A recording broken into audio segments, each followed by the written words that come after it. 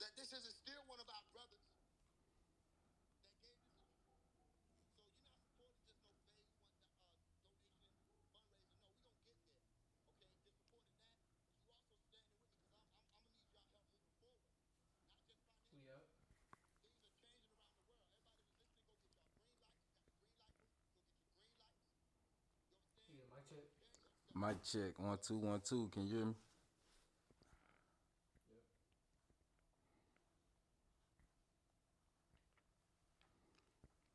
All right. Oh, we live. We live. You ain't say nothing ready? about we was You ain't live. say live or nothing? You gotta say action. Nah, you Now, gotta, you gotta say that it loud, with your voice. brother. Like, You you know what gotta I'm use saying? your real voice. Ain't be speaking like no Bush Kaina, man. Yeah. All right, let me go ahead and drop this for the people. I thought we was still getting Let me ready. put the link in my link up real quick. 1 second.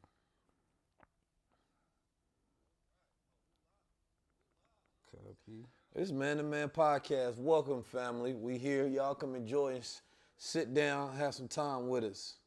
Yeah. Yeah, come rock with the gods one time over here. Somewhere on the internet is somebody hating that, you know, we some young black men being able to look good and do our thing. I know it. Man, you know what they say about the haters, man. They see Jesus walk on water and say it's because he can't swim. Yeah, I know. You know how it go. Let me tell the people. We embrace it. You should try to put the chat on there on the TV. Good. Yeah, I think I can. Live chat. How y'all feeling today? So what I'm looking over here. Hi, peace, family. Welcome to the Man to Man Show. It's your host Steve Jones, and of course I'm here with my good brother, the General, Yeah, 19 keys. the Revolutionary, Come on with it. the Equalizer. I'm just playing, but I'm here with my brother 19 Keys, and today we're gonna get into a few different topics. You know, it's a lot that's been going on in the music industry as far as like the controversy, but instead of us picking sides or, you know, taking the side on anything that's been happening, I think today is the time to gain perspective and a different look. I want to talk about like what the ethical standards should be in the industry as far as artists goes, the media and the fans. You know, Interesting. I want to talk about self-optimization. You know what I mean? Myers-Briggs types. You know, just the customization of self a little bit. myself, yeah. The burnout of the creative. I think the world is burnt out.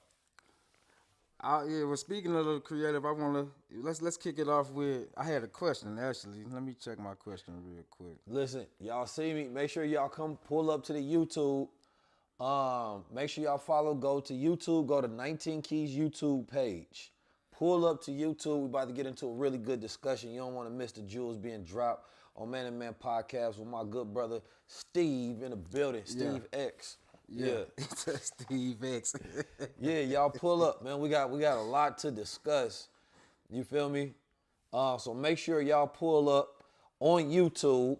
You know what I mean? Come on the YouTube channel, drop your name, tell me where you from, drop your questions. Let's get into this. Let's get engaged with it. You feel me? Right now on YouTube, pull up ASAP. All right? Yep. All right, boom. I think y'all ready. All right, we ready? Yeah. You off the live?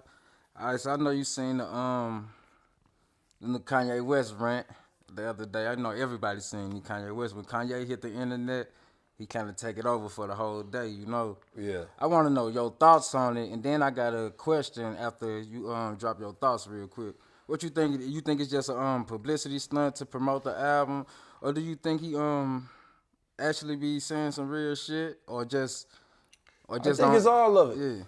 Kanye, you know, I'm a Taurus. What Kanye was? Gemini or what is he? I don't know. I Either, really don't know. I was talking with Blue Pill about this because, you know, it's you got to look at everybody in the world is different. You know what I'm saying? The way we go about like voicing our emotions, our opinions, our thoughts, our ideas, our feelings, way we go through things, right? Like Kanye West is somebody who utilizes the truth. Gemini. Gemini, right? So he got two different sides to him. Kanye is somebody who definitely utilizes the truth as a weapon, right? He is a person who surrounds himself by sometimes vultures, right? He's always said he admired Jay-Z the way he can, move in a room full of vultures, right? Because what Kanye tried to do early on was figure out a way to like take the knowledge of having access in these rooms, and how could he utilize that as like his revolution, right? What he called like taste, you know what I'm saying? And I think as he went through a lot of those different rooms, and which I'm sure he already knew, is that he was really dealing with devils and demons. Yeah. Right? And I think for a while he thought that he could keep this stuff at bay. He thought that he could deal with those devils and demons. But when you dealing with stuff at that higher up, man, you end up being in rooms, and I think you see things and you learn things that you wish, you didn't. And all of the things that people ever said were true. Kanye West is somebody that I feel like it's a duality to him, because it's like, I'm a type of person where if I think about what I need to see Kanye West do, and he can do whatever he wants to, he's a grown man. Right. But we need Kanye on some building. Kanye West had the opportunity to or still do have the opportunity to go collab with top black brands in the world. Yeah. He can go collab with Ace Lorenzo, Fear God, Daily Paper, you know what I'm Crown saying? Society. Crown Society, Denim Tears. And he know these guys, I'm sure. But it's like, why not instead of just exposing the vultures that we know exist, because we've been had master teachers for hundreds of years. Why won't he right? highlight the people who actually doing why good not, for the people? Why not be the opposite? Yeah. Right? And I think that would be the advice that I would give him. You know what I'm saying? That if I was around him, it's like, it's one thing to expose them. It's another thing to give exposure, right, to the culture, right? And so I think our focus now has to be less of, right, exposing them and more about giving exposure to us. You know what I'm saying? Yeah. Like, I think that's the new game that I want to see really ran. I got my paintbrushes over here. All right, so when I see like the backlash against Kanye, everybody always try to bring up his medical condition or whatnot. They try to say, oh, he having another episode, and all the rah-rah around that. But I want to know, like, do you think we can ever get to a point in the culture where we not just chewing our artists up and we actually like giving them support around protecting the creative minds of the culture? Do you ever think it could be a point to that? I think, it's interesting. I think we got to look at it this way. Yeah. The creative minds of the culture. We all creative in this culture. I can't put rappers at some higher class because they were chosen, because it's a gatekeeper culture. The industry is a gatekeeper culture. I'm one of the most creative people on the planet, right?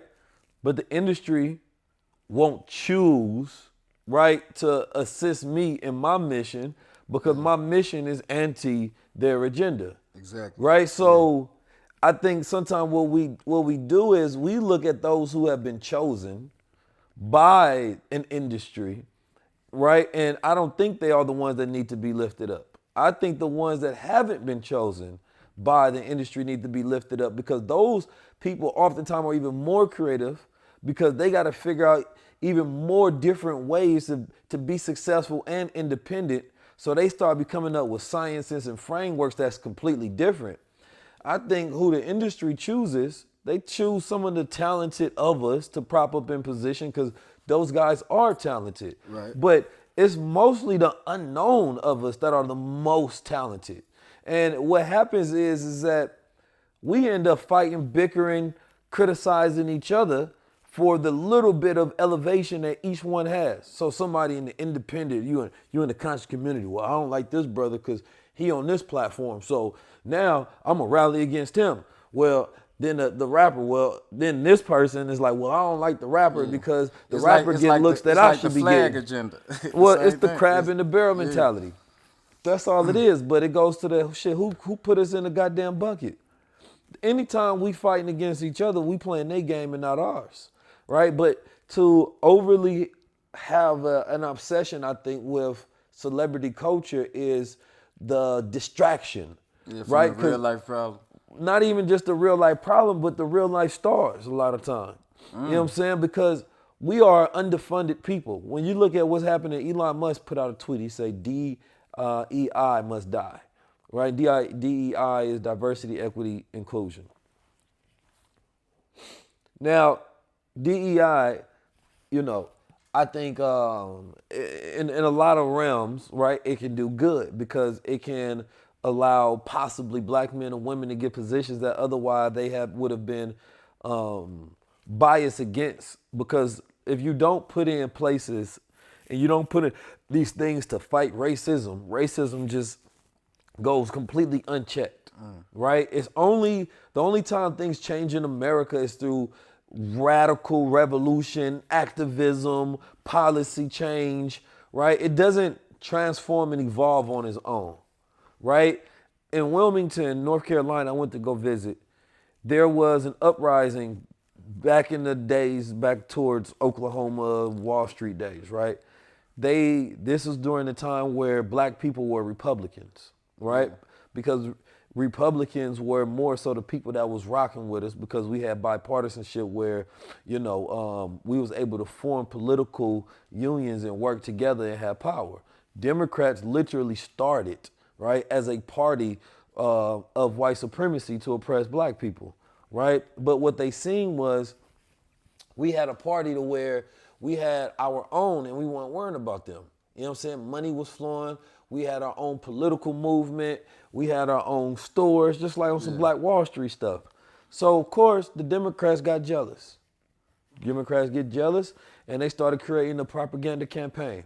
The propaganda campaign was trying to get, you know, these whites to fear black rule. This is literally they put in the newspapers, the fear of the black rule. So what ended up happening is they stoke these fears through a propaganda of saying that they gonna take the white women want the black men. And there's one brother, he was edging it on. He said the white women want us. Yeah, actually, which he said shouldn't they have want said us. at a time like but that. he said it before that, but they took that clip, kind of like how they take it now. They take the clip of what he said, made it they viral put it in the in the newspaper. But at the time, white people was highly illiterate. Black people were more literate at that time, so they would put propaganda like cartoons out there, memes, if you will. And so, you know, this made all the white people mad. Long story short, they went in, bombed the black people, killed them, murdered them, you know what I'm saying, and destroyed that town, right? And history changes, and we don't get taught these things in school. Why do we have to learn them independent? Yeah. But anyway, I say all that to say, you know, the same thing that happened when you see with the two banks, right? Wells Fargo, the Federal Union, 50%, Navy Federal, 50% of people getting turned down even though they have the qualifications. So if you don't have active policy in place to stop racism, right, to stop discriminatory practices, to stop these devils from doing what they do, then they can completely go unchecked, right? And, you know, people can act like it's not happening until it gets revealed. So for Elon Musk to be the richest man in the world, so-calledly, right, to come out and have an issue with so-called minorities getting a leg up, right, whether it's in corporate, whether it's in some funding, whatever it may be, and have an issue with that, it's a tell of the signs that this is the bucket that they're trying to create. You know what I'm saying? It's another reason why, you know, we have to see this thing for what it is. We in a race. Yeah. You know what I'm saying? And if you don't see yourself in a race, you gonna lose. Now with Elon saying that, do you think that was his like way of getting those advertisers to come back? Or cause I really don't think that that's nothing to do with it, because you know he got the money already. No, I think Elon did it the same reason he called stuff woke. I believe that it's probably not even so much to do with black people, but we all group together with LGBT, group together with women, we group together with all these different groups, right? And so what they're doing is they're forcing white men hand and to create diversity, right? So it's like LGBT, women, and minority groups. All of that is considered under the umbrella of diversity, right? So we don't get to have our own movement separate on our own, right? I don't want to be lumped in. Listen, I need my black man reparations, black women reparations, black family reparations. I don't need to be lumped in with all these groups. So his attack is against also like, these progressive movements. You know what I'm saying? Versus so-called them being in a conservative, more thought process. And I believe that the issue is the fact that when we all lump together, then of course, because I could imagine like if I got a company and you're forcing me to do these so-called diversity hires, right? Might have an issue with that because you're like, well, I don't want to hire this person. And it might not be the fact that it's not just black men and women that's under diversity. It's like all of these groups, right? So, yeah, but at the same time, we never been in that position to even empathize with it. So honestly, I really don't care. But I can understand why it's that way. And we got to learn how to stop being lumped into all of these groups. And we got to stand on our own as separate, because if reparations come, it's going to come based on the oppression that has happened to a people based on specific circumstances, not some group think tank. Right. And I think it's just dangerous, period, to like, once you even heard those type of statistics, to even start believing them. And like, I feel like you can just get with your own family, start the family business, and get your emotion going instead of just playing into that narrative, because some of this shit be lies, really. When they come up with we the need to practice, the stats. Yeah. The stats are the stats, but in the sense of like, I was looking at the stats about like about wealth in America, and specifically I was looking at like the spending power of all of the different groups, and what I found was interesting. So of course, we look at the group that gets the most money in America, that has the highest median income, which would be the Asians, specifically East Asians, right? Then you're talking whites, right? And then you got all these different people. So I'm looking at it because, these reports come often on TV. Black people getting 17,000 wealth, white people got 171,000. Of course, a lot of that has to do with, them owning real estate that's been aired and passed down. Right, from generations, that has been started from decades and decades. If you're born and, your grandpa bought a house for goddamn $1,000 in 1930, and it's been passed down in the family, right? That's going to, contribute to your family's net worth. We don't have those sort of assets passed down. But anyway, the most interesting thing was when we look at education debt. And I was like, wait a minute. They said that educational debt, right? Because there's a certain amount of debt that each particular group has. But what you find out in these studies is that it's not particularly the people that have the most educational debt that has the problem paying it, right? Because the more education actually equals more earning power, right? So they're not the people that have an issue. Then you look at who has the most education, who does the most reading, right? So then you start to find that, wait a minute, there's a correlation between the people who are earning the most money, right, and the people that's getting the most educated, right? The people that's doing the most reading. So if I was to break down what the strategy was for like Black America to reach their zenith, it was simply, number one, not be following and not be putting ourselves in this back and forth between black and white. That's something we got to cut out, right? Black and white is this imaginary war between us, right? That is really not the reality. It's this class groups. The only reason you put people in the groups is to stack the odds in your favor and stack the odds against somebody. Yeah. So, let's say, like, what is white? You talking about Italian, you talking about Russian, right? You talking about, all of these Arab, Romanians. you know what I'm saying? Romanians, Romans, right? You're talking about all these different people that are just thrown into one group, and they say these are white people. These people have completely different nationalities, right? Completely different ethnic backgrounds, completely different groups, completely different histories. But when we look at the numbers and be like, yo, there's way more of them than us. Okay, well, let's say y'all just decided y'all all want to be on the same team, but how many Italians is it? How many white Jews is it? How many Russians is it? I'm not talking to you about you being a white person. No, who are you? You an Italian?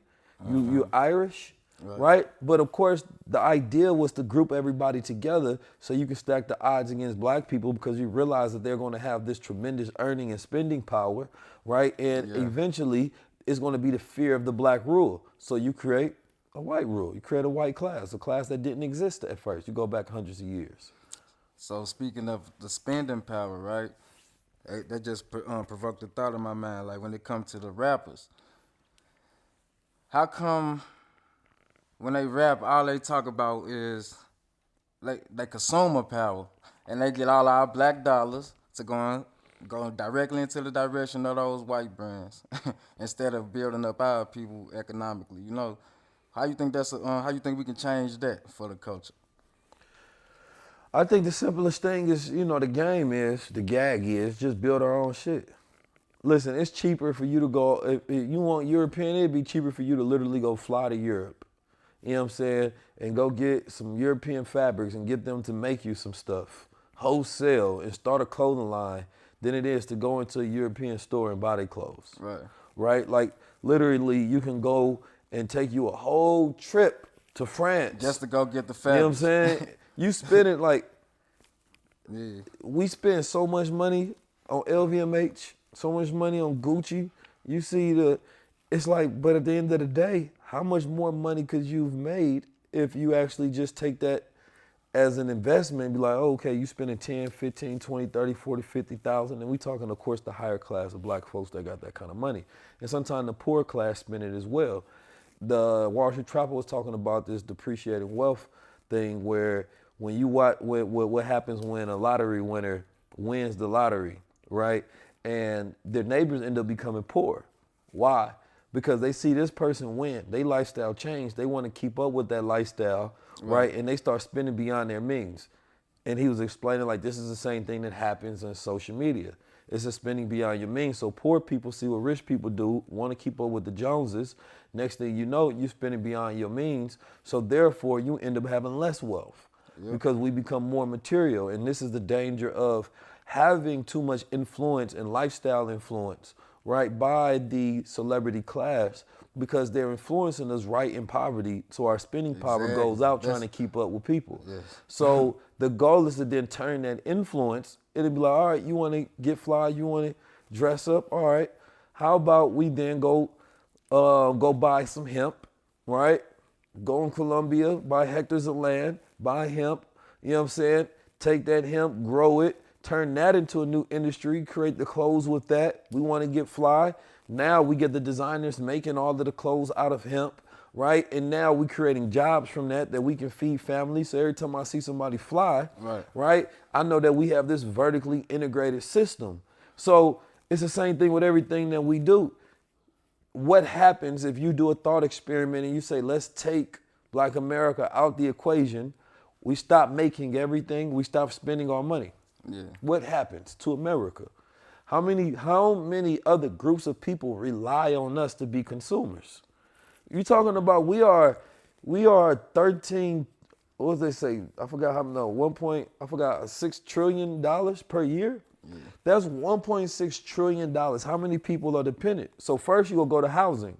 Housing gonna be the number one expenditure of families, right? So they're expecting us to always spend with them so that they can be our landlords. But what if we decide we don't want to spend with them and we only want to have landlords that look like us? Oh, there's groups of people who've been collecting rent from us for decades. Yeah, that's right? not the same color as us. So what is the game? What if we do this? What if black people decide, take the economic program, you put a certain amount of money up into a membership, that membership goes into a corporation, that corporation becomes a fund or whatever, that fund then go buys land or start buying up properties, you know what I mean? Because these funds do it all the time. They go find productive land somewhere and do eminent domain and be like, look, we want to build a suburb up over here. So now you got your money in the pot. There's this $200, $300, $400, $500 million pot, you know what I mean? And then you start building neighborhoods. Yeah. Now every time you paying rent, it's going back into a pot that you have a collective equity in, right? So you make decisions over your living. Like for every problem, the opposite, there's a way to create a solution. For every issue that we see, we can actually do the exact same thing. This is how we reach our zenith of our full potential in America. Yeah. All we have to do is stop giving away our magic. And that's why I hate when like entertainers or celebrities get on these platforms and be like, that ain't my responsibility. I ain't the role model. It is, because you got influence and people actually listen to your voice. So And you it's are more dangerous if you don't want to be one. For sure, for Because sure. all that to me means is you don't want to take responsibility for your influence. Doesn't mean you're not a role model. You know what I'm saying? You don't want to. That's the whole issue that people have with like Sexy Red. It's not the fact that you didn't sign up for it. It's that you are a role model whether you want to be or not, right? And so the problem with celebrities, the problem with the industry is you want to ignore the effects of your influence while enjoying the fruits of them. Yeah. Right? And that's unfortunate. That's like saying, you know, you don't ever want to read let's say you get a Coca-Cola to sponsor you, right? Or McDonald's or whatever, but somebody brings you a report on the effects of fast food or sugary drinks. And you're like, I don't want to read that. I'm just here to collect the check. No, you're a part of the mechanism on why they're able to pay you and the effects of it. It's that, listen, if you want to take the money, at least be aware, right, of the effects of what happens, what comes with that check. Because that ignorance is the idea of selling your soul. You want to ignore the effects of working for the devil. You know what I'm saying? And then thank God at the end of it. Why y'all go on the stage and thank God so much? God ain't cut that check for you. Everybody always want to thank God like the devil don't cut checks. And I think that this is a dangerous thing. You go, all them old demon worshiping weirdos be going on the stage and I want to thank God. God ain't had nothing to do with that. You know what I mean? I was straight up the devil sat down, you know. Like, but at the same time, that don't mean people don't believe in God, you know. Yeah, but because how many people you know believe in God that don't live by the They say the devil is a God. He's a God of this world. You know what I mean? You got to be more specific. Which God you talking about? You know what I'm talking about? They be up there. The devil is a God. He got that power. A God is you know, power and force. You feel me? So we not even talking about the same God. You know what I'm talking? So let me ask you, Christian Keys, not to be confused with the Muslim Keys, 19 Keys, but the brother Christian Keys.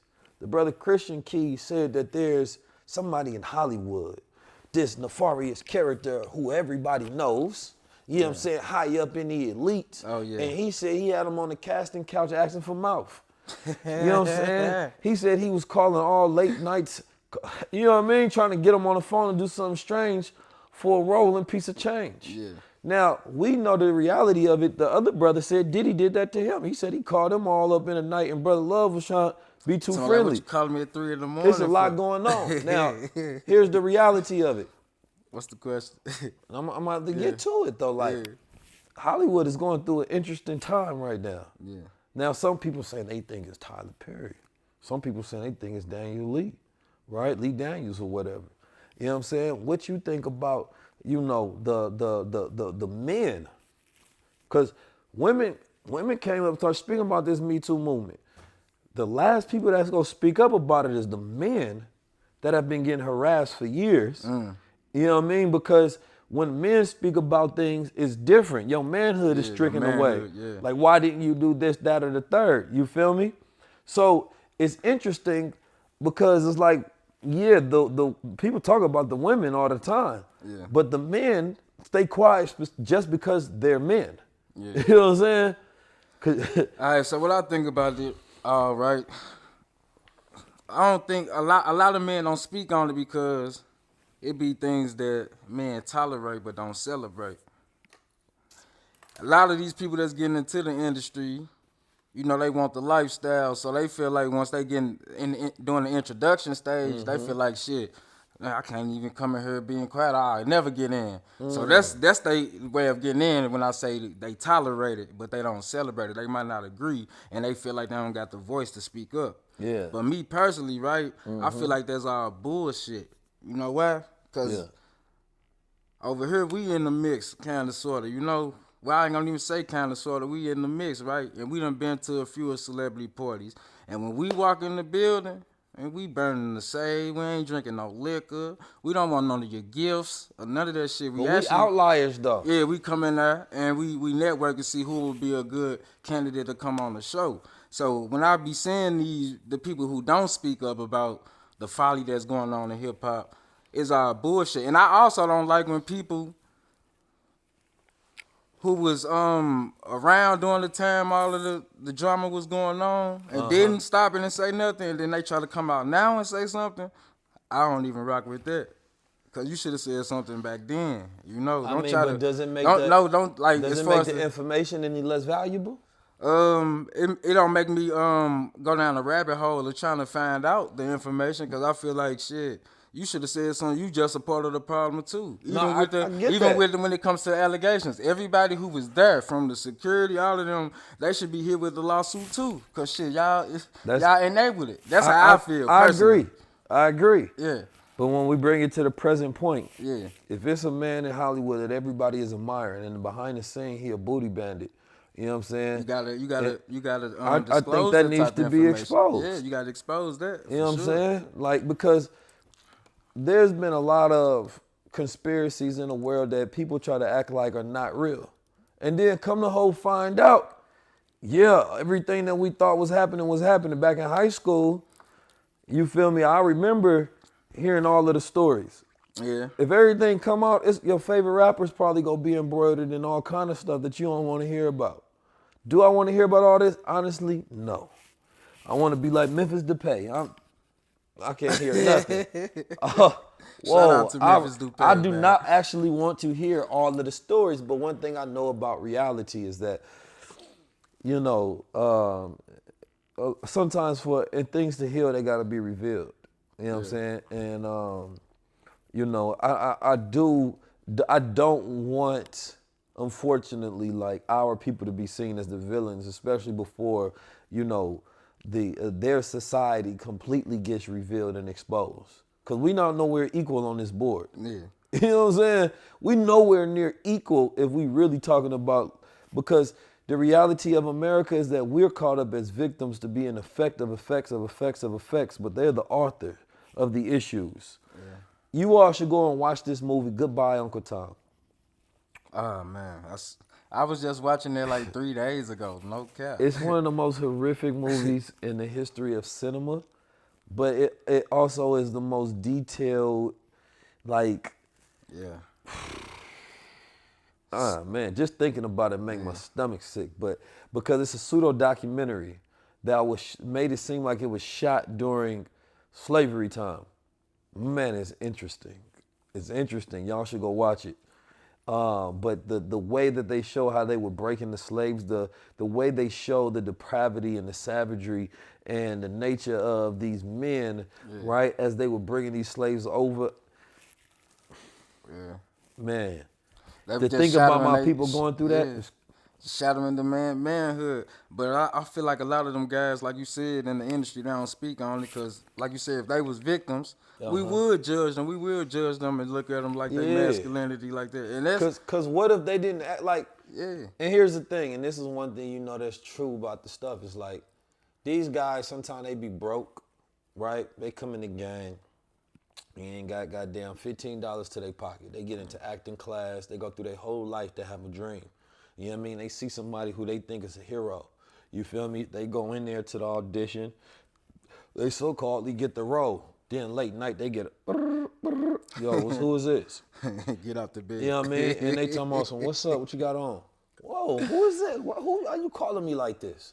You feel me? What is their next step? Number one, a lot of times they don't have a platform until they're on. Yeah. Who they're gonna tell, who's gonna care? They get blackballed.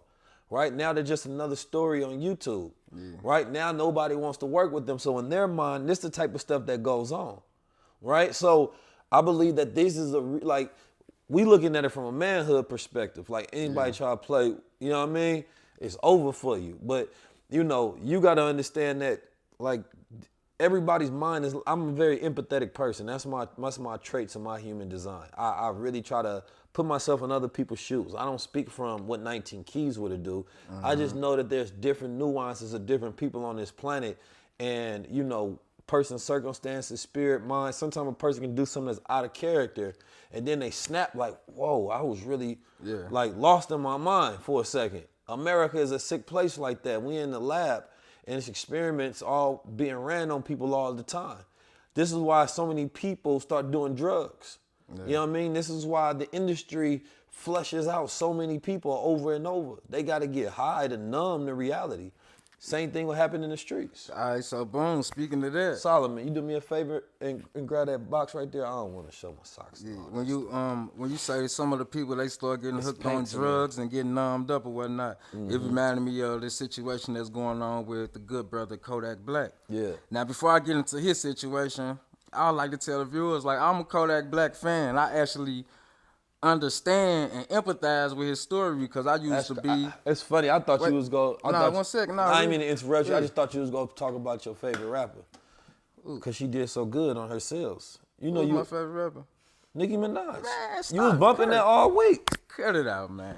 Bro, and we keeping it real on this show. No, we keep it real. We keeping it real on this show. If we don't keep it real, he's capping, right? But he's a big lot. He don't call himself a Barbie. He call himself a Ken. I'm like, bro. Get the fuck out of You here. said men can listen to Nicki. I said, Blur, I ain't got nothing to do with cut that. it out.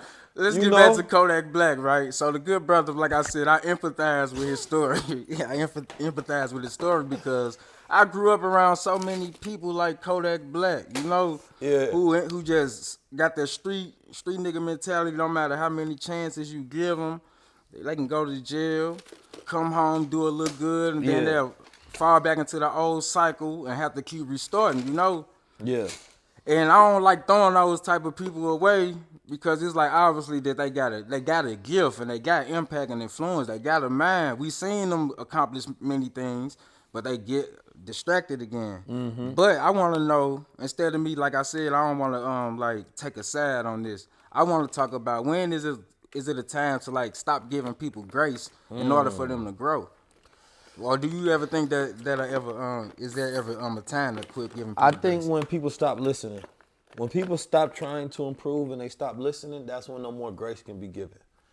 When you become so fully aware of what the problem is and you decided that you want to continue to be the problem, there's no grace to give them. And I'm speaking from experience of like knowing people in close to my life, and I'm talking to them, they asking me for help. And they don't want to listen at all. Completely shut down to listen. Yet they start acting like they listening. Yeah. Because they know that's what I want. I want to have hope that they can change. But in their mind, they know they ain't got no hope for themselves, that they've already decided to be on this fence. Right? And then that's when it's like, oh, I gotta give you the rope to hang yourself. Yeah. What you gonna do with it now? You ain't gonna have to keep bluffing me with it. I've done everything I humanly possibly can do, right? Now everything is up to you, and sometimes you gotta let people go to rock bottom, right? Because once you get to the bottom, then you can only go anywhere from up. That means any improvement, now you start making it, but at some point in time, it ain't no more grace when a person stops listening. Now, I know a lot of people who keep reaching rock bottom, right? And like I said, they'll come out and they'll accomplish more things, right? But I want to know, like, why do black people specifically always gotta go through the most traumatic shit in order to change or decide to change? You know, it's not a specifics to blacks though. No, but I want to generate the conversation toward my people because I really can't relate with other people. You know, we not. I just don't. I mean, I'm just saying, like, it's not just. It's a human nature thing. Yeah. You know what I'm saying? Like, we all different, right? If I want everybody to do their Myers-Briggs test, right? And Myers-Briggs test is going to tell you about how you feel, see the world, how you judge things, your perspective, your perceptions of things, right? What we value as a people is completely different than what everybody else values, right? And I think what there's the disconnect in this world is us wanting to follow our spiritual purposes, but living in a world that requires us to engage in capitalism, So you may want to be on some flowy spiritual thing, but you got to get money, which is a very logical thing. Yeah. So you got to constantly do the math. What adds up? But the math ain't fun. Not unless you love math, right? Not unless you INTJ type. That's a mathematical personality, like to decompress away from society, right? So when you're talking about our people, we are in a world that we didn't decide. We didn't, like, there's a designer called Gaultier. Gaultier, if you look at his designs, he is what they call biomimicry, because he basically studies nature. He designs like nature, right? It has a lot of flowing and moving pieces and parts to it, right? And in America, they design with fours, right? They take, you know, the 4 dimensions. You got the paper, right? Everything is in a 4. You got the houses, everything is in a 4. All the dimensions in here is in a 4 because, you know, when they started to build and perfect the rectangle, they started building things on the rectangle. But that's not how we build, right? And I only say that is that that's a system, right? And when we look around in the world and we think about how things are done, we don't agree with the system because it doesn't agree with our nature.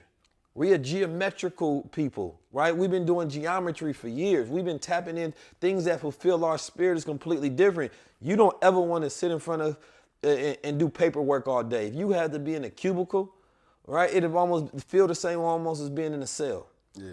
Right? Literally, because it's the same confines. Same size, yeah. Right? But this is how they built their world, because these are systems that they can utilize for control. So the black spirit doesn't get fed. There's a book called The Psychology of Whites, built by, I think it was written by Robert L. White, and he talked about the Afrocentric spirit versus the Eurocentric mind, because they didn't believe in spirituality, right? They believe in psychology, right? The study of the mind, or the knowledge of the mind. So when they seen us measuring spirit and psychology, when we look at whether somebody is crazy, we studying their spirit and their mind. Yeah. You know what I'm saying? We looking for the hidden things that nobody can see. We talking about the ancestors. We tell them they gotta do some vibes. They gotta dance and get it out their trance. You know what I'm talking about? Like, you know what I mean? You gotta get your spirit right. We wondering like what's going on. There's been studies where shamans will take you and have you doing Iboga root, or having you going through some sort of like, you know, situation in order to get out of that thing that's going on with you. But in America, everything is confined to this psychological examination that is based on a Freudian scale that has nothing to do, right, with our spiritual problems that we go through. Facts. So we not having a psychological issue particularly, it's a spiritual issue that we have, meaning that we're not aligned with the world that we live in, and it doesn't sit well in our spirit. So when we be doing things, even when we successful, we don't care about it. You know what I mean? And it's make us go crazy. It's like you take the Native Americans who've been in the hey, and they tapped in with the nature, and they call themselves, you know, they had over there in Wounded Knee and Bighorn and Black Bear, and they tapped into the spirits, and all of a sudden, well, we need you to cut your hair, go to college, right? Get education, right? And they go crazy. They got to drink, they got to smoke, right? Because they living in a world that was stolen by them. Yeah. And they like, no matter what I do in y'all world, I would never be successful. I can get the same accolades as you. I can get the same money as you. It'll never sit well with my spirit. We got a spiritual issue. We spiritually depressed. Spiritually depressed. You hear me? But the thing is, how you think our women be twerking so much? It has been times where I done been spiritually depressed, mentally depressed, all of that.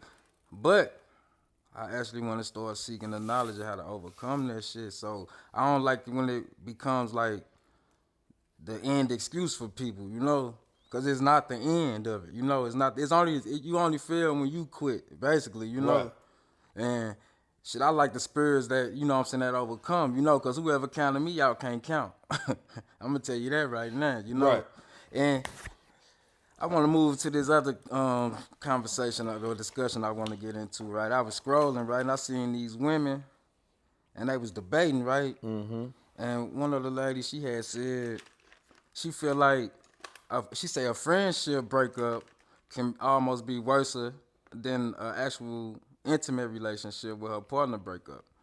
And I haven't thought about it, right?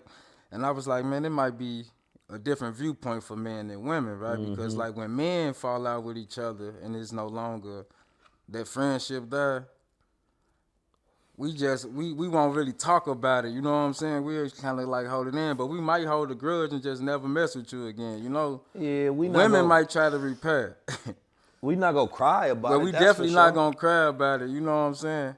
Do you think that's a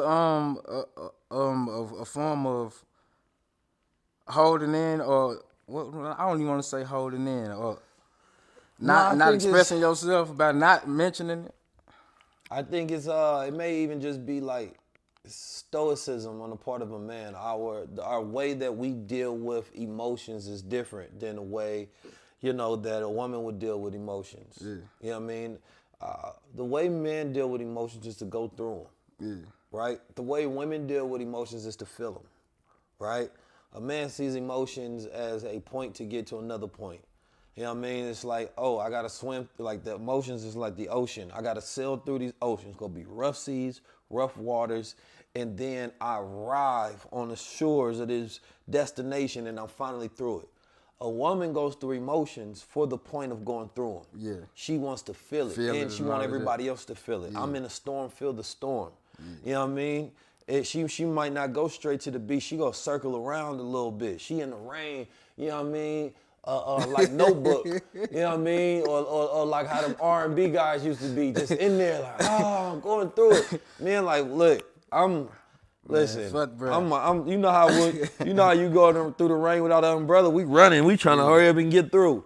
We don't go through the rain to feel it. We go through the rain to get dry, right? And that's how we express emotion. So, but it's different when you're dealing with a woman because during that time, a lot of times, sometimes a man don't want to become emotionally numb because he sometimes is so ashamed that he lost a thing that he know he should have been better than to let go, right? So he wants to feel it because he knows that he has been so emotionally numb. He practiced emotional numbing so much that this is what caused him to mess it up in the first place. So when men finally do let the floodgates in, right, and they on them oceans, they like, oh my God, I'm tripping, babe. Have you ever had a friendship that you Yeah. lost that was like a little painful and shit? For surely. But you know, it's like the way I process it, you know what I'm saying, is through work. You know what I mean? Because I have to find it, because I never lost a friend for no reason. Right. It has to be a reason. I'm a tourist, so if I let you go, you know what I'm saying? You like a balloon with helium in it. I ain't never getting you back. I'm the same way. I'm a Yeah, Leo. float away. Our biggest quality or characteristic, I should say, is loyalty, which is a gift and a curse because we might be too loyal to the wrong shit. But it's like once we fall out, man, you can just kick rocks. We ain't no reconciling it. Yeah, And it might be a grudge to a certain extent, and like I'll never let you back in my life up to a point where you know anything personal about me. But I could be mutual with you in the public. Unless you family, I'll tell you No. the truth. Like I fell out with Diamond before. Yeah. You know what I'm saying? And I think it was just lack of communication. You feel me? But that's like family. Like we grew up from like children. Yeah. You feel me? And I just remember like same thing with Adrian, my older brother. Like, you know, it's mostly because he'd be in and out of jail and things of that nature. But the reality of it is like I had to go through the whole 19 Keys journey without the two people that was with me the most right before it. Right. You know what I'm saying? Like yeah. every single day I'm with them. We building. You feel me? Like we dreaming about things, envisioning things. And when the moment really crack off, I got to go through that whole journey by myself. You locked up. You feel me? Quit Like, putting my business out. man, everybody know you locked up. Everybody knows you was locked up. You know what I'm I'm saying? just playing. Everybody Go know ahead. this. Go ahead, man. Yeah. No, but real life though. So like, I think that was one of my things. It was like, but I rationalized like a lot takes me through those journeys on purpose. Whatever it was, I was supposed to go through those reflections and that becoming by myself. So when I can find reason, right, it doesn't stay an emotion. That emotion doesn't stay some like oblong and shapeless thing. That emotion forms into a point, and that point comes to an understanding. And that understanding I can utilize as information on what to do next. It becomes a lesson, right? So, you know, like Dr. B said, he said, when you look at an L, you know You know what I'm saying? The L is pointing right. The L is a direction. Whether it's love, whether it's loss, whether it's a lesson. That You boy talk to good. me. That boy Talk good. to me. You know what I'm talking about? Talk to me, man. Yeah. That's all it is. Yeah. Okay. Oh, I had another something else happened this week, man, in the industry, man, that I wanted to get into. Man, so much. It's so much going on, man. Like I can't even keep up with it sometimes, you know. So what you think about that new Nicki album? I've been hearing you listening to it, bro. Like for real. Bro, I know you wanted to talk about this. That's why I brung it up to give you the opportunity. Nah, but for I real, ain't nah. listen to it. Speaking of Nicki though, what I want to talk about, right? I want to actually salute Nicki Minaj, right? Cause she actually did something that I wish all the people who got the influence that she got should do. Yeah, what's that? I seen one of the journalism, Elliot, what's his name? Elliot Wilson? Elliot Wilson was complaining because he did an interview with her for the album release or whatnot, like as far as all of that. But he was mad because she got more attention going on the streamer Kai. I don't know how to pronounce his Kai name. Cenat? Kai Cenat. She went on his platform to promote her album and damn near broke the internet. He had the highest streams he ever had with her on it. And Elliot Wilson had a problem with it, but my thing is, I actually salute Nicki for doing that. Instead of her going to all these white corporations trying to push the album and all that, she linking up with the young black dudes that's popping, you know? Yeah, shout out to the her. independent ones, you know? Shout out to Elliot. I met Elliot before. I tried to get him on the show. He ignored my message though, so I ain't really tripping. I ain't tripping. You feel me? Yeah, I kind of feel like that's what you think Kanye should do, because that's your right with Kanye. If Kanye want to get the coaching back, man, all you got to do is come on High Level Conversations. That's his whole PR plan. I don't know who he got around him. I don't know who over there. All you got to do is tap in with the keys, and that's what it is. You feel me? Yeah. Listen, I'm going to give y'all some more game. Rappers. Entertainers, actors, everybody out there consider themselves to be. Listen, here's the reality. All you got to do is this. Media. Media is not something that this boogeyman owns. It is and it's not. Advertisement does rule the world, right? It's worth hundreds of billions of dollars. But here's the reality. Come on in. Come a little closer. Let me talk to you real quick. If you want to get your fair share in media, all you got to do is create media. You got all this influence, all this power. You are an economy. Go to the people that you like. Give them the exclusive interviews. Right? Give them the exclusive looks. You're going to build up them. People are going to come to them for the scoop. People are going to come to them for the news. Now you're getting the messenger with integrity, right? So now we get to actually tap in. You feel me? To make sure that you can build up your own media personalities. And now anytime you want to tell your story and you want to get your fair share in the media, you can make sure that happens. Same thing with ball players. You don't like these boring ass questions, 103,000 that they asking on these interviews. Come to somebody that can actually hold a high level conversation. Right? Y'all, I'm telling, it's the industry. You can't complain about the industry if you're not doing anything to change it. Nobody gets to keep the gate. If you use their gate, then you can't be mad, you know what I mean, that there are rules when you go to their house. You know what I'm saying? That's like, how you gonna go to if Karen? If you use their gate, you can't be mad at the rules at their house. You can't be mad if a Karen make her potato salad with raisins if you keep going over Karen's house for dinner. You feel me? You got to go to Keisha's house if you want it right. You know what I'm talking about? Don't go to Keisha's house either. I'm just saying, like, it's a just simple Uber strategy of create what you want to see. Yeah. You know what I mean? Like, all they got to do is look. I see, look, Kanye West, he has a brilliant ability to gather people around him. He's a son of energy. Yeah. So everybody wants to be around, no matter what's going on. He over there talking about he the Farrakhan Don. He calling out everybody and their mama, and they still standing next to him and firm. This is what people now recognizing with everything that's happened with Kanye. Timberland said this is some of his best work. He got Dirk over there. Dirk talking about, I'm a Muslim. You know what I'm saying? Offset going with all kind of issues with Cardi B. He up there bopping, listening to Nicki Minaj on the stage. You know what I'm saying? How is Kanye able to still gather all these people? What kind of power does this man have? Now all he got to do is add the media piece. He had the media piece by going to independent media that's not controlled by the vultures, and now he get to create that media because they know anytime they want to hear from Ye, oh, they got to go on High Level. Oh, he going to EYL. He talking to the, you feel me, the people that's involved. anytime they want any scoop. Yeah. So now, what is he doing? He undercutting TMZ. You know what I'm saying? He undercutting anybody that he feels like doesn't represent him in that right light. And I mean that from all Hollywood. Yeah, and that goes back to advertisers got the most power out here, really. So the people, the advertising dollars follow the influence. Kanye got a lot of influence, bro. So Yeah. Kanye gonna be alright out here for real. I don't even believe people when they be like, man, we canceling Kanye. You can't cancel Kanye, man. So you We still you rocking gonna with listen to that next album? Huh? I got it already loaded up and saved. You got it pre-saved? I got it pre-saved, man. I'm a Kanye fan. I'm gonna listen to the new Kanye, man. Because what I like about Kanye, right, when he drop an album, he curate a new sound, a new vibe for the industry. His shit don't sound like all the rest of the rappers, which is why I can't consume a lot of the new music. Because all these rappers be dropping, but they all sound alike. How you Don't feel nobody about stand NBA out. Youngboy?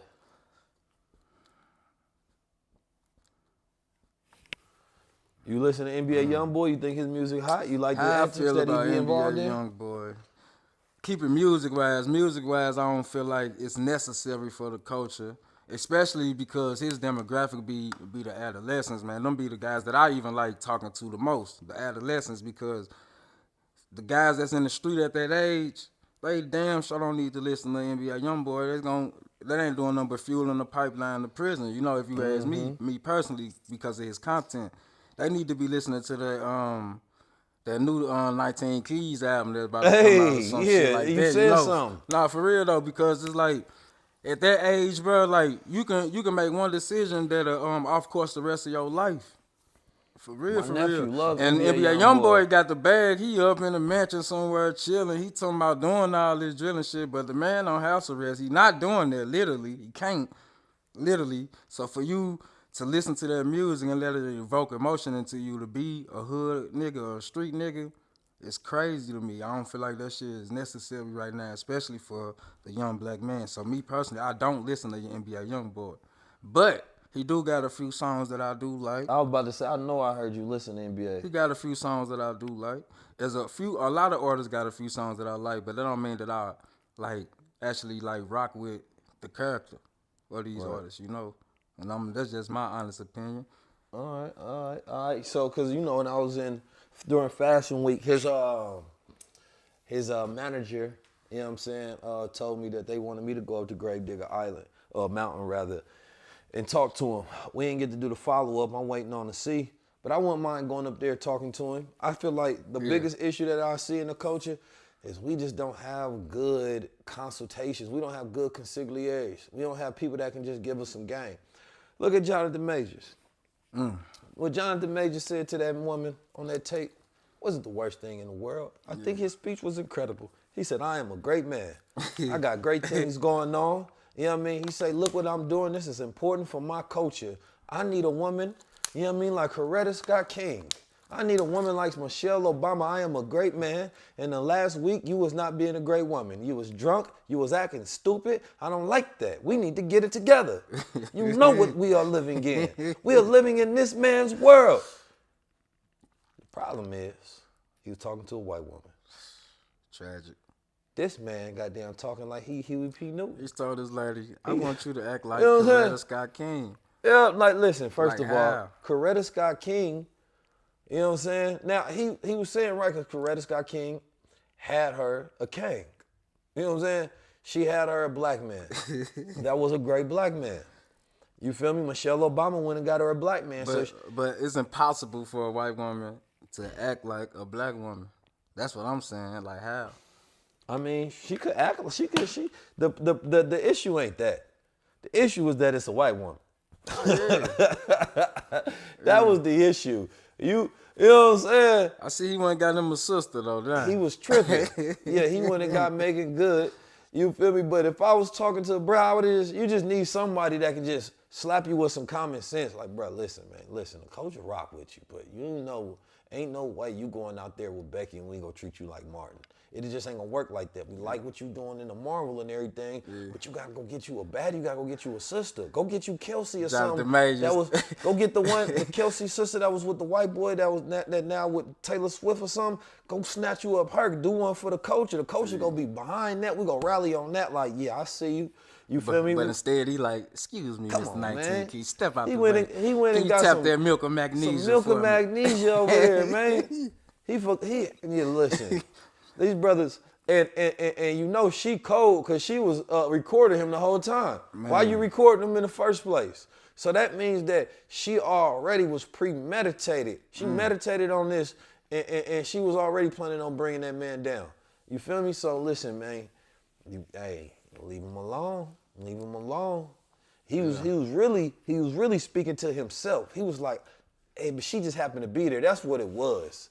He was talking himself out of being in this relationship with this woman. He like, I am a great man. I need a woman like Coretta Scott King. I need a woman like Michelle Obama. He was having this epiphany. You know what I mean? That he needed a black woman. You feel me? And she happened to be in the room because he was like, I'm tripping. Why am I with this drunken, crazy white girl? Yeah. You know what I mean? He like, I'm doing great things for the culture. I'm a king. I got many dimensions. I play in some of the best cultural shows. He was having an epiphany. See, y'all looking at this all wrong. Yeah. See, if I was his PR, that's how I was thinking. You know what I'm saying? But for my fellas out there, man, right? When it ever gets to a point where any woman, don't matter the race, right, where it's finna get, you can tell that the conversation is getting a little out of control. It could potentially lead to violence, man. Just walk away, man. You don't need to be in court, bro. Or run away. Run away. Please run away. Shit. Everything about the evidence they presented was letting me know he was trying to run to a sister. She presented two key pieces of evidence during that trial.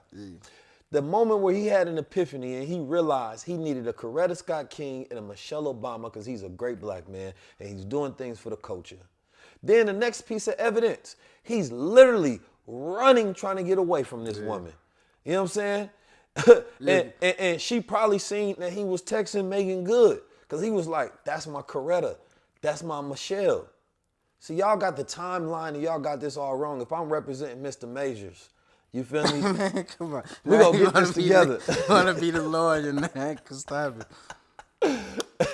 Got anything you want to discuss or ask? Who you voting for? Shit, I ain't voting. Why not? I don't be, cause shit, like, me personally, I'm going to get out here and do what I need to do for self. Anyway, I don't give a fuck what the system talking about and doing all that. So I don't even participate in it. And it don't really be nothing. It ain't really helping on either side who you vote for when it comes to my people, you know. So I don't even get. I voted once before for Obama, only because he was black. I wasn't even into like the presidency and all that. I ain't really care. I just knew he was black, and we ain't never had a black president. We was in college. Yeah. It just felt good to vote for a black man on the ballot, and I was able to finally vote. I was grown, so I voted, you know. So did your ancestors die for your right to vote, and if you don't use it, are you disrespecting your ancestors? Because, you know, everybody use that, my ancestors, they died for this. Nah, because I got different ancestors that died for different reasons, so I might relate to another ancestor for another reason. But ain't none of my ancestors, personally, I ever looked at and been like, damn.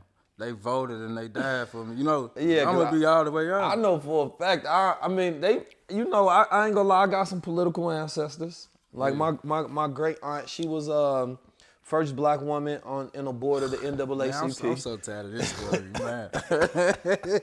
Don't get mad at you feel me? We had some money in our family on my mama's side, but they ain't rock with my mama though. You feel me?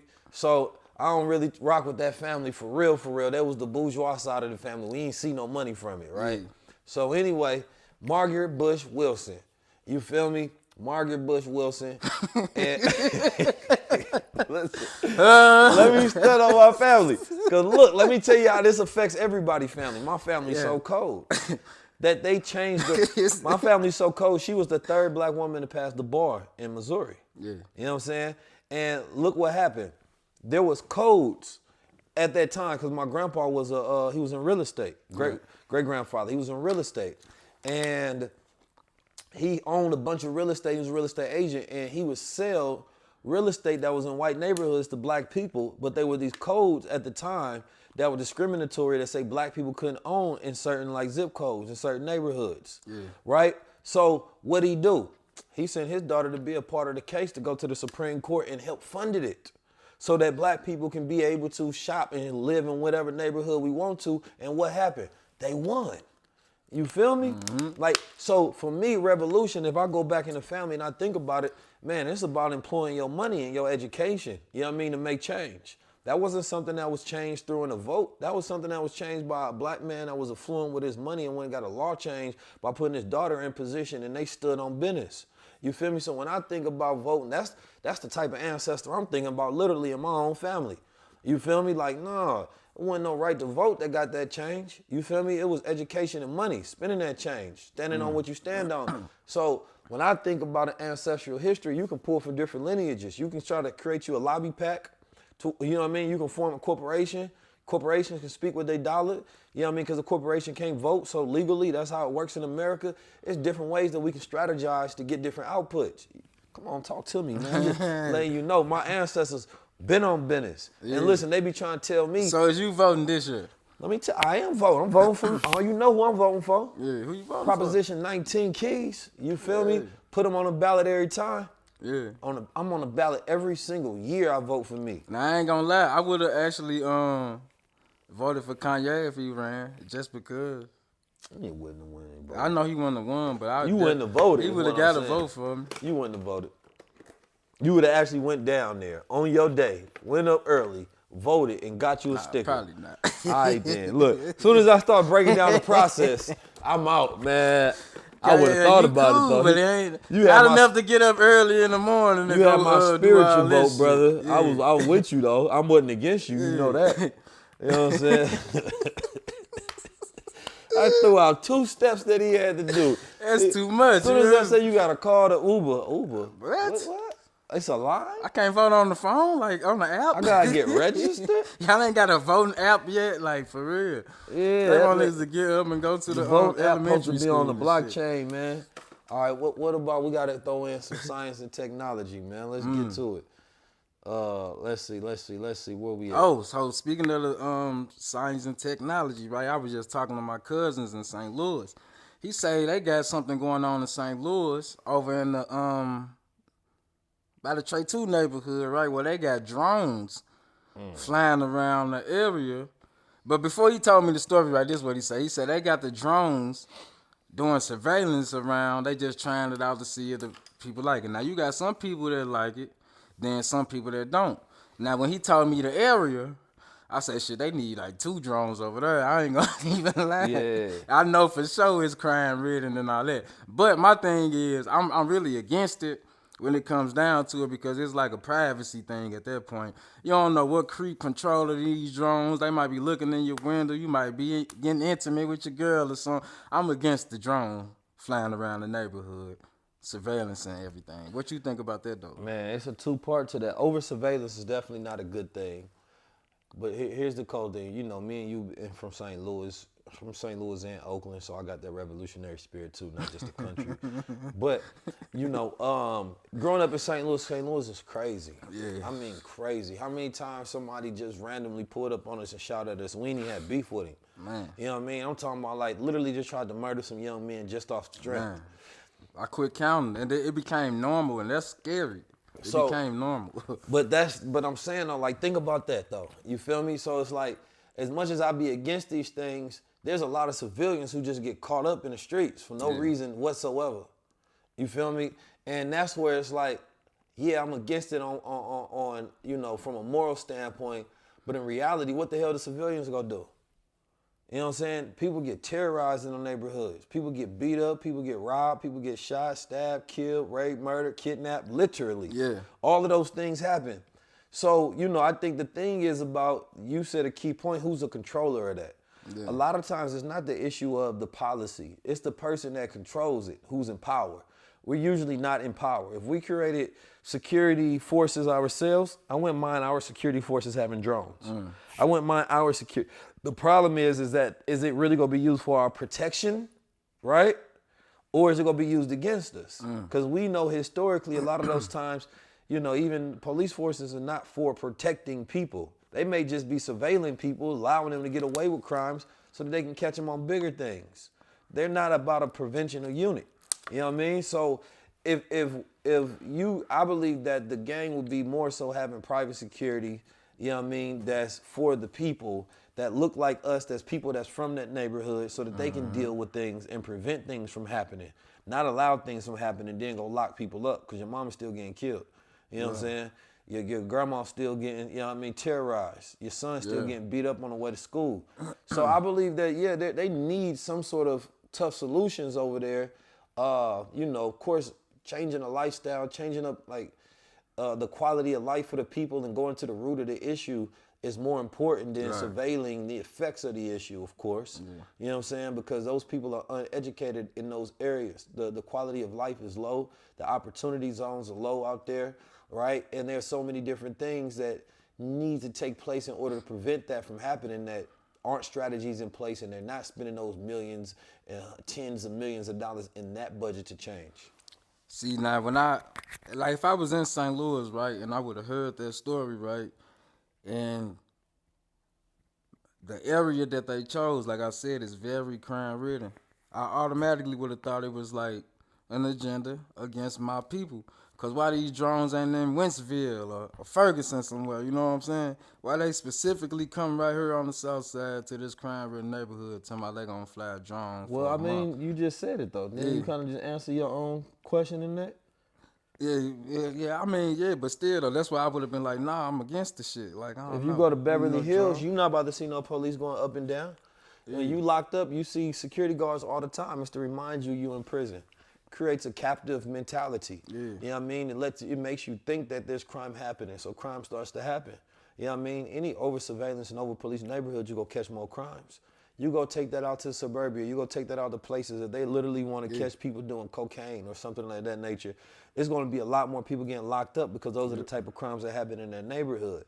So we know that it's not that black people do more crime than other people. We're over policing, over surveillance more than any other people, and the conditions for those crimes to happen, right, are more prevalent in those areas, right? So you are correct in that in the manner. area that they strategically designed. Let's not forget that. Yeah, but you know, that's where we at in 2023 is to let people know what time it is. It's like, bro, listen, you ain't even really making no money on what you're doing. It's fast money, but it ain't money that's gonna sustain. It's gonna be money that allow you to feel like you're doing something next to somebody else who ain't doing nothing. Shit, and the streamers making more than the rappers nowadays. I'm You can saying. really like be on the phone in the house, safe, with the family, streaming, running up M's for real, instead of risking your life jumping in these cars. You ain't got no license. Everybody got guns. Everybody got the same mentality. Let's rob or shoot these niggas, and you're going to jail. You can't do nothing now. You can't make no income. It kills me how people will go to jail and work for $7 a week, but won't work for $20 an hour when they free. When you know you was locked up, you know what I'm saying, and you had to clean drawers, and you had to, you know, and you realized like the crime didn't pay the way that you thought it did. Was it worth it still? Hey, I'm gonna be honest with you, right? I went to jail a lot of times, right? The last time I went to jail, I was facing a life sentence, right? And I used to sit, I fought this case, I sat in jail for like 3 years, right? But every night I was like chastising myself, like, really, Steve? Is this the end? Like, think about everything that you did in the street, the fun, the good, the bad. This how your life story gonna end? Just to sit in this cell, like everybody that you done celebrated with, they ain't not here.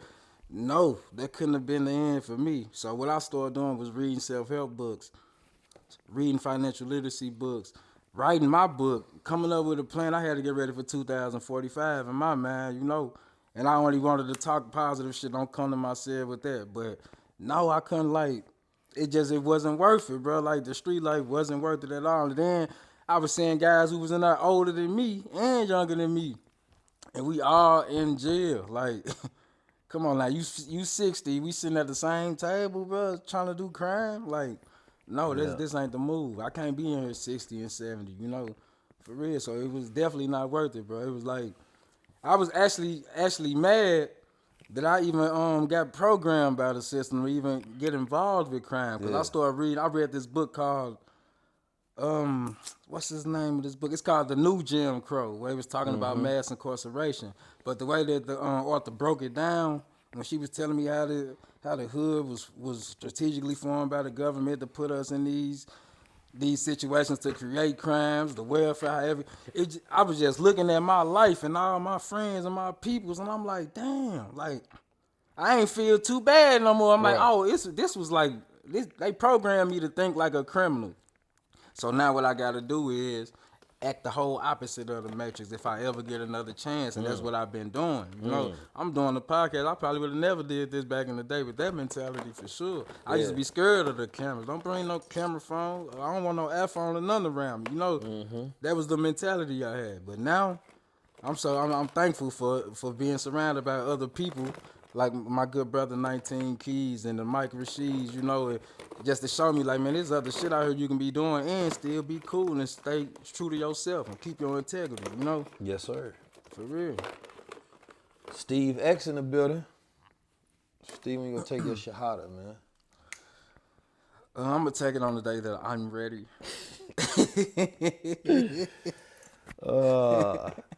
Cause I told you, right, like, look, well, go ahead. You go ahead. You go. Nah, that was a joke, but I think that in all seriousness, Yeah. life ain't never over. I don't know who needs to hear this. You know what I mean? Life ain't never over. And you don't have to be, you know what I mean, who you was yesterday. Sometimes we start thinking about who we was, the expectation of the people around us, who they think we supposed to be. And we believe that we have to stay that image in order to stay true to self. Not realizing that very image that we become, you know what I mean, is already against who we truly are. And this is why we feel so much guilt and shame. If you have 1,000 years of reflection, you know what I mean, where do you come to? What culmination of thought do you get to? The thing about thinking is thinking don't have time. You know what I mean? Like, one thing that never stops is time. The experience of time in a third dimension, how we experience things is different.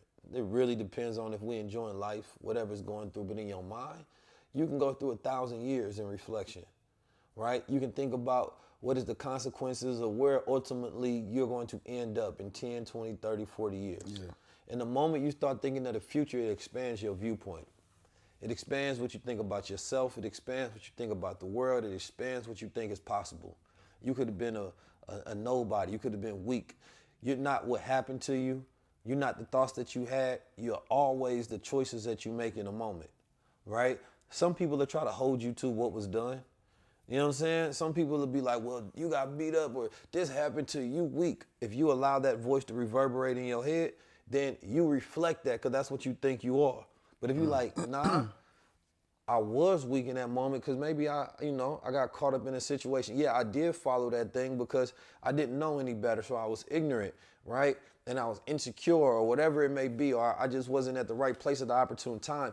It allows you to come to terms with that part of yourself. Yeah. And from that reflection, you now operating at a higher self, saying that, just by the fact that I'm thinking, you know what I mean, of a part of myself that was being controlled by the world, I have the ability now to be this person that's observing, this person that's reflective. And in that moment, you get to decide, all right, who am I next? Who do I want to be? Let me go in my mind and decide who I am. Nobody gets to decide this. That's when you become a warrior. You know what I mean? Because you realize that life, you don't lose till you stop fighting. You know what I mean? You don't lose until you stop fighting. But you got to have something to fight for. You got to have something to fight for. When the moment you stop fighting is when you lost. When you see a man that no longer, has spirit, you know what I mean, that no longer stands up for himself, that no longer has any moral compass, and his eyes are just gone and it's sunken into his soul, and they left. He's not fighting for nothing. He doesn't even have anger anymore. You know what I mean? Because he don't have passion for nothing. Yeah, the eyes are gone. Man, I'm gonna tell you one thing. That's when you lost. Something woke me up one time, right? I remember I was going to the doctor, right? I had been shot and I was healing up. Now this was probably like my second time getting shot, right? And when I went in there, the doctor, you know, he was like giving me the updates or whatnot. Now he was just basically just to see if I healed correctly or whatnot. So this what this a particular appointment about. So I had to raise one of my pants legs up. He was like, "What's that, Mark?" I say, "Man, I've been shot prior to this." He say, 15 cents. So look, no cap, right? So look, I'm like, I did what you did. I say, man, what? I kind of thought about. I say, no. I say, what 15 cent mean? Cause like, is he cracking the joke, right? He said 15 cent. He say that's how much. He say, is that how much your life worth? I'm like, hell nah. My life worth way more.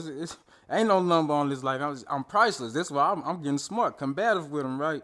He say, no, 15 cents is how much one bullet costs in a box of bullets. 15 cents. He said, I know your life is way more valuable than that, bro. Be careful out here, right? That changed my whole outlook, bro, like on the streets, bro, after I left out that doctor visit, because that was like some real shit. A lot of friends that I've lost, all it took was a 15-cent piece of metal to take them off the planet. They can never evolve. I can never see what they would have evolved in or grown into ever, you know. They just made them out like distaste for the whole lifestyle, you know. 15 cents. That's my story on 15 cents, man. Pass it along, please. Thank you. I thought he was calling you 15 cent, like 50 Yeah, cent. for real. You know, once you start to value your life, everything changes. But we go so long with being used to being devalued, you know what I mean, through everything that we go through, you know what I mean, and it's up to you to put on the value of your life. It really is. Man. You know what I mean? It's up to you to put the value in your life. I think we live a very spoiled reality. And I think this is the problem with most people, is that we're now too spoiled. We're so spoiled because we can do anything we want, but people don't want to do anything. We live in the greatest time to be alive if you love what you do. You live in the greatest time to be alive if you want to do something you love, right? But how many people really choose to maximize their time? How many people in life really meet? How many people really reach their zenith? You know what I mean? How many people reach their maximum goal and their goals and their careers and their love life and in their bucket list, and they live at the edge and they optimize self? How many people spend obsessive amounts of time thinking over what they need to do and excessive amount of energy executing those thoughts? It's only a small percentage of people who truly take advantage of life. A small percentage of people who wake up and really live. The rest of the people, we watch them. We watch them. So the question is you want to be watched or you want to be doing it? So we got to stop operating from this place of being so goddamn spoiled with the ideas of what we can do, and you got to actually experience it. Because we fulfill with just thinking about the potential instead of living it. It's the Peter Pan syndrome. Nah, live it. That's the only thing that matters today. Live it. Just live it. Live it. And on that note, we're going to end the Man to Man podcast. But before we get out here, I want to tell all the viewers, thank y'all for tuning in to this episode. Please tell a friend about it. Don't forget to hit the like, share, and subscribe button. Don't forget to hit the like, share, and subscribe button. I'm going to run it back. And also, y'all can check us out on High Level Conversations. Follow my brother at 19_keys. And follow me at Steve Jones, AFNF. All family, no friends. Y'all want to bid on this painting? Send me a DM. Send me a DM. Yeah. Who want to bid on this original classic 19 keys? Let me know.